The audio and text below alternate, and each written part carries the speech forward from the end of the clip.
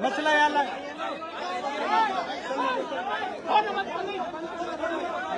शांत हो जाओ। बात तो सुनो।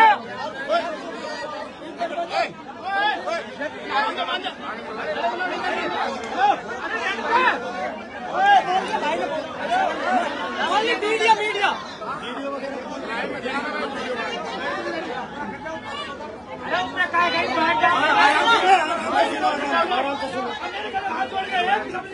आवाज इनकी आनी चाहिए। हाँ अच्छा ना रहो। बोलो खाटू श्याम की जय।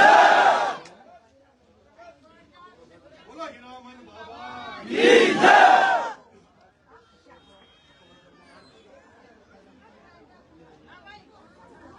बोल बजरंगी बली की जय।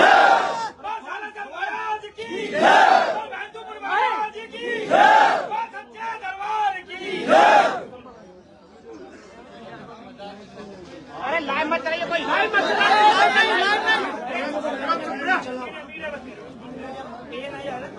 ये तो मीडिया वाला लाइव मत चलाएगा बस। Okay okay.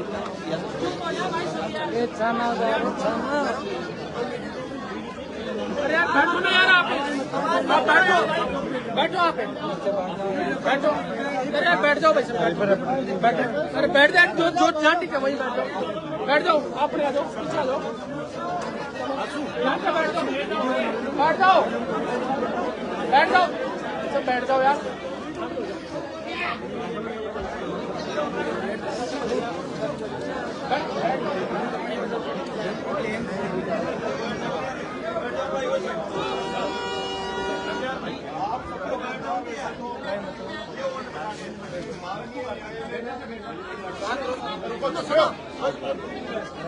जमानत पर रिहा किया है। माननीय न्यायालय ने मुझे अभी केस से मेरा निर्णय नहीं दिया, मुझे जमानत पर छोड़ा है। माननीय न्यायालय ने मुझे आदेश किया है कि मैं महीने की 25 तारीख को, हर महीने की 25 तारीख को तो नगर कोर्ट थाने में अपनी हाजिरी लगाऊं। माननीय न्यायालय ने मुझे आदेशित किया है कि मैं छूटने के बाद किसी जश्न में किसी तरह की कोई इस तरह की बात ना करूं, लेकिन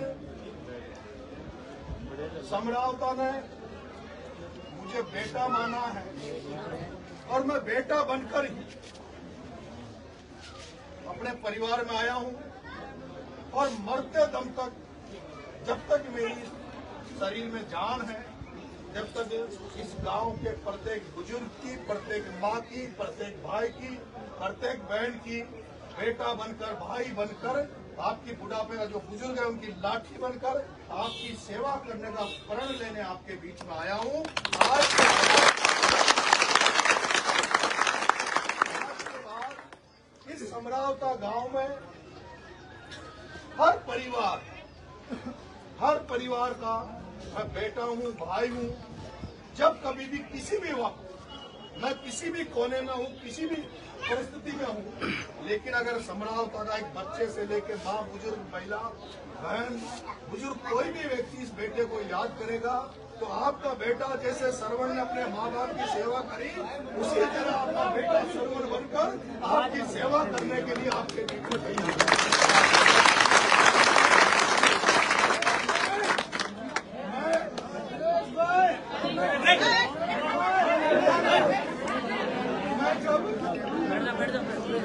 जब आपके गाँव में आया तो इसी जगह पर मैं आपके बीच में बैठा, तो मैंने कहा था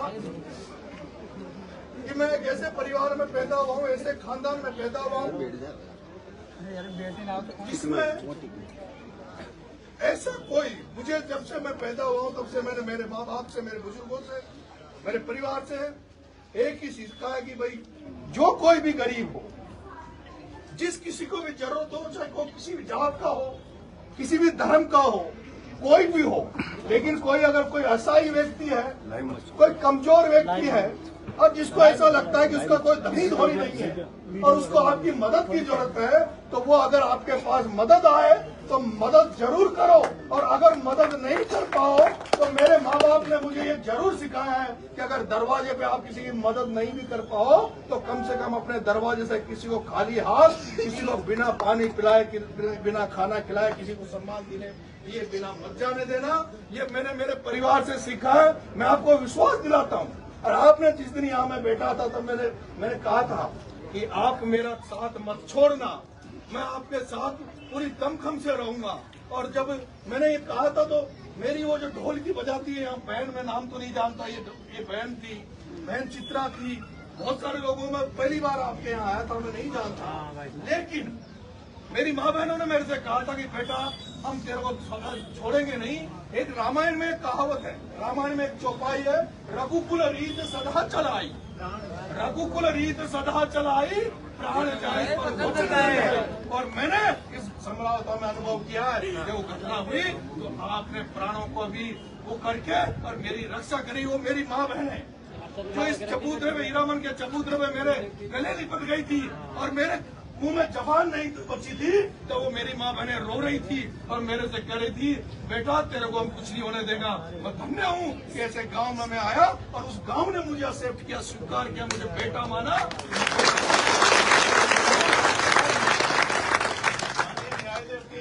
आदेश के कारण, माननीय न्यायालय के आदेश के कारण से मुझे दुख है इस बात का। इस भारत में और हमारा सनातनी धर्म में, हमारे सनातनी धर्म में भारत में सिखाया गया है कि कोई व्यक्ति आपका स्वागत करे, सत्कार करे, कोई माला पहनाने आए, साफा पहनाने आए तो उसका माला और साफा जरूर लेना चाहिए। लेकिन मुझे दुख है, अभी जब मैं टॉक से यहाँ आया हूँ, बहुत सारे लोग रोडों पे बेचारे मालाएं लेके खड़े थे, साफा लेके खड़े थे, लेकिन मेरी माननीय न्यायालय के आदेश के कारण मेरी मजबूरी थी कि ना तो मैं उनकी माला पहना पाया, ना कोई उनका स्वागत ले पाया। लेकिन मैं आपसे निवेदन करूंगा, आज मैं इन शब्दों के बेटा होने के नाते और कोई शब्द आज न्यायपालिका के कारण कुछ बोल नहीं पा रहा। मेरा ये मन है कि मेरा सबसे ये था कि भाई मैं उस मिट्टी को चूमूं जिस मिट्टी पे मेरा पुनर्जन्म हुआ है। वो घटना आपके सामने थी, वो घटना कैसी थी, इसलिए मेरा फर्ज था कि मैं निकलते ही समझाता हूँ। उसके बाद में आज अभी देवनारायण भगवान जोधपुरिया के ठोक लगा के अपने बच्चों से, अपने परिवार से मिलूंगा और कल मैं बाबा खाटू श्याम के दरबार में जाऊंगा, क्योंकि मैंने जब जूते भी जब छोड़े थे तो मेरा यही था कि भाई बाबा खाटू श्याम हमारी कृपा कर दे, हारे का सहारा। इस हारे हुए नरेश को ये जो होपलेस हो चुका था उसको बाबा श्याम का आशीर्वाद मिले। लेकिन मुझे अब ऐसा लगता कि बाबा खाटू श्याम ने छप्पर फाड़ कर हमें आशीर्वाद दिया है कि उसी का आशीर्वाद है बाबा खाटू श्याम का, जिसने जो लोग जो चाहते थे उनको उनके ऊपर पानी फेरा।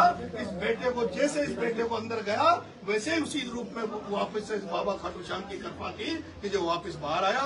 बाबा खाटू श्याम के कल दर्शन करूंगा और उसके बाद में एक दिन के लिए नहीं, कुछ घंटों के लिए नहीं, मैं लंबे समय के लिए आपके गांव में रहूंगा, एक एक समस्या को दूर करने का प्रयास करूंगा और जहां कहीं भी मेरी जो क्षमताएं होगी, बस की होगी, उसको मैं पूरा करने का कर्म करूंगा आज से। लेकिन इस गांव का नरेश बेटा है, मैं आपकी बेटा बन के सेवा करूंगा। बहुत